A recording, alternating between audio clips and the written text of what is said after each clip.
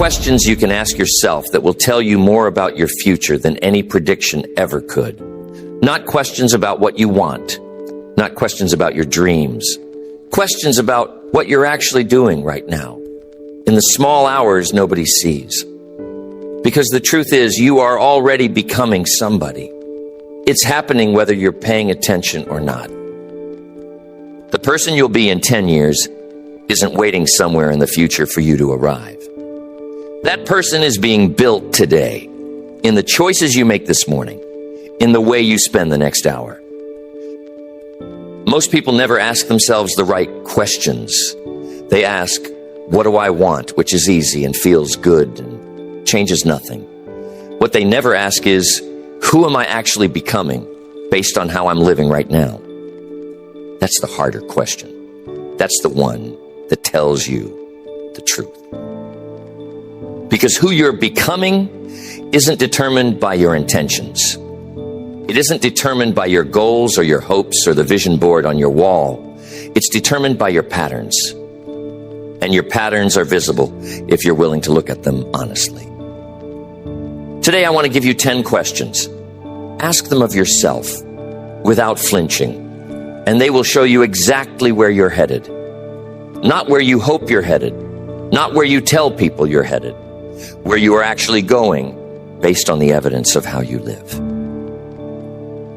These are not comfortable questions. If you answer them honestly, some of them are going to sting. That's the point. The sting is the truth arriving. And the truth, once it arrives, gives you something you never had before. The chance to change direction before the direction becomes your destination.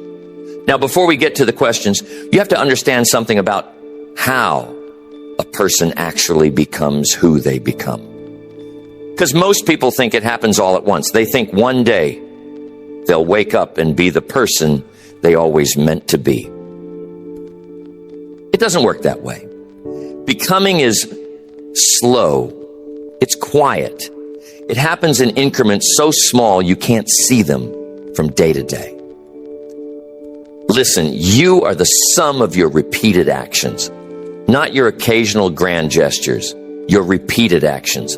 The things you do so often, you don't even notice doing them anymore. You see, the brain is a machine that turns repetition into identity. Whatever you do over and over, it stops treating as a choice and starts treating as who you are. The path you walk enough times becomes the only path you can see. So the person who reads every night becomes a reader, not because they decided to be one, but because they read every night. The person who complains every morning becomes a complainer, not because they chose that identity, but because they practiced it until it hardened. And here's what most people miss entirely. The becoming is already finished, in a sense, long before they notice it. By the time you realize you've become bitter, you've been practicing bitterness for years. By the time you realize you've become undisciplined, the discipline was lost one small surrender at a time. The person you are today was assembled in 1,000 moments you weren't watching. That's why these questions matter. They force you to watch.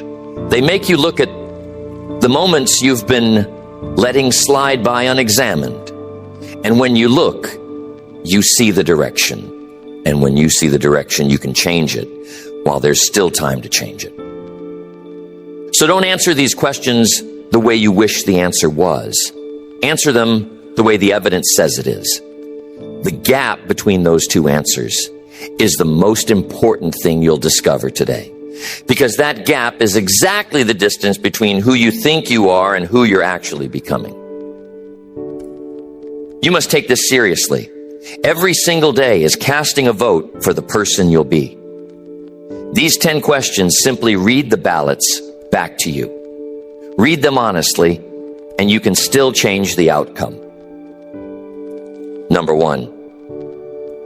Ask yourself, what am I doing today that my future self will thank me for? Not what did you plan to do? Not what do you intend to do someday? What are you doing today, right now, in this actual day of your actual life? because your future self is not a stranger. Your future self is you, standing at the end of the road you're building today. Everything you do falls into one of two categories. It either serves the person you're becoming or it serves the person you already are. And those are almost never the same person.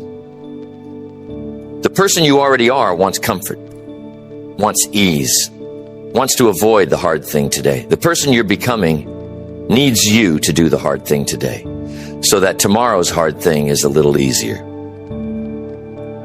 When you ask, what am I doing today that my future self will thank me for? You're forced to look at the day differently. Suddenly the wasted hour looks like theft. Suddenly the skipped effort looks like a small betrayal of somebody who's counting on you. And the small good thing you almost didn't do, the walk, the saved dollar, the difficult conversation, the page you read, suddenly that looks like a gift you're sending forward in time.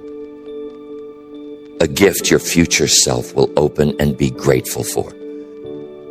You see, the people who build good lives are the people who live for that future self as much as the present one.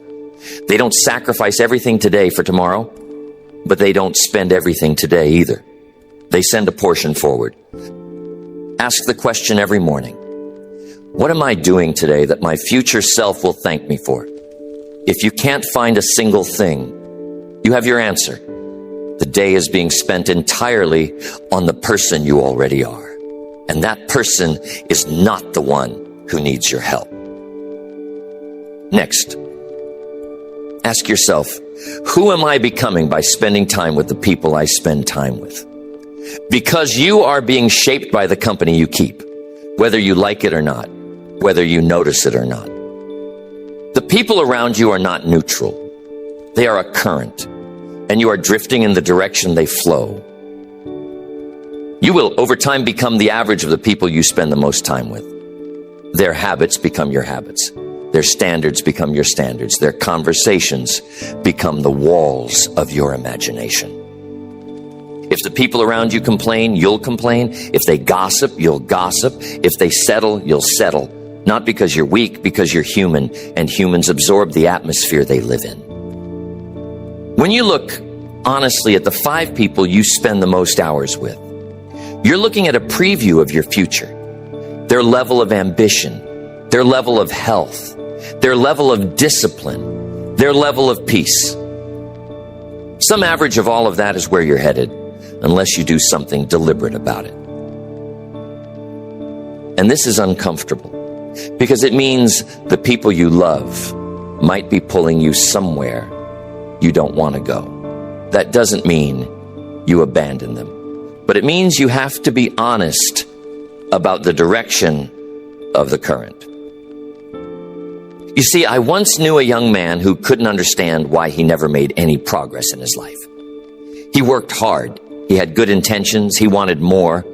But every year looked exactly like the year before it. When he finally looked at the people he spent his evenings and weekends with, he understood.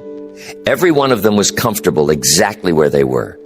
Every one of them mocked ambition as a kind of vanity. And he had, without meaning to, become the average of the room he'd been sitting in for a decade.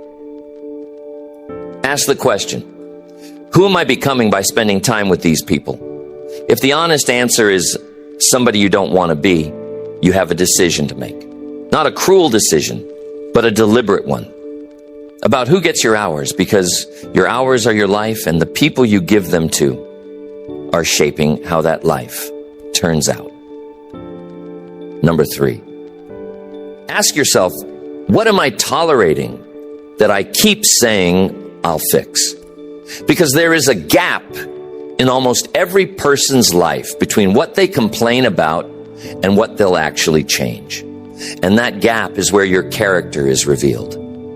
Not in what you say bothers you, in what you're willing to keep living with, despite saying it bothers you. Here's the truth. What you tolerate, you teach. What you tolerate about your own life, you teach yourself, is acceptable. And every day you tolerate the thing you say you'll fix, You're training yourself to be somebody who talks about fixing things instead of somebody who fixes them. The clutter you keep saying you'll deal with, the weight you keep saying you'll lose, the relationship you keep saying you'll repair, the bad habit you keep saying you'll break, the job you keep saying you'll leave. Every one of those things left unaddressed is not just a problem sitting there. It's a lesson you're teaching yourself. And the lesson is, I am somebody who lives alongside problems I've promised to solve. I complain, but I endure. I intend, but I never act. That's a corrosive lesson to teach yourself every single day, because it doesn't stay contained to the one problem. It spreads. It becomes the way you handle everything. The tolerance becomes a habit, and the habit becomes